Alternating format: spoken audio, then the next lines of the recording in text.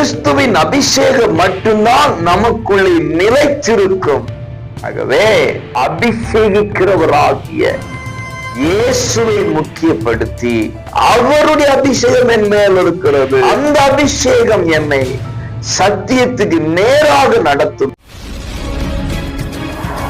அன்புக்குரியவர்களே, நல்லவர் இயேசுவின் என்ப நாமத்தில் மனதார வாழ்த்துகிறேன். கர்த்தர் உங்களோடு இருந்து உங்களை நடத்துவாராக. 1 யோவான் 2:27 நீங்கள் அவராலே பெற்ற அபிஷேகம் உங்களில் நிலைத்திருக்கிறது. இங்கு பக்தன் சொல்லுகிறான், நாம் அவராலே அபிஷேகம் பண்ணப்பட்டிருக்கிறோம். அவராலே பண்ணப்பட்ட அபிஷேகம் நமக்குள் நிலைத்திருக்கிறது என்று.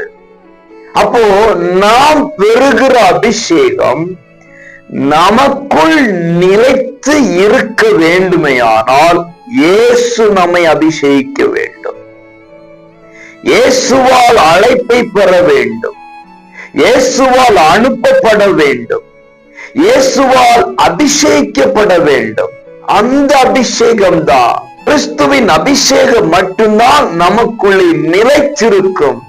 ஆகவே அபிஷேகிக்கிறவராகிய இயேசுவை முக்கியப்படுத்தி அவருடைய அபிஷேகம் என் மேல் இருக்கிறது, அவர் என்னை அபிஷேகித்திருக்கிறார், அந்த அபிஷேகம் என்னை சத்தியத்துக்கு நேராக நடத்தும் என்று சொல்லி, என்னை அபிஷேகித்தவரே நீர் என்னோடு இருப்பதற்காக ஸ்தோத்திரம் என்று சொல்லி வாழுகிற ஒரு வாழ்க்கை வாழ வேண்டும். எது சரி எது தவறு என்று சொல்லி அந்த அபிஷேகம் நமக்கு சுட்டி காண்பிக்கும்.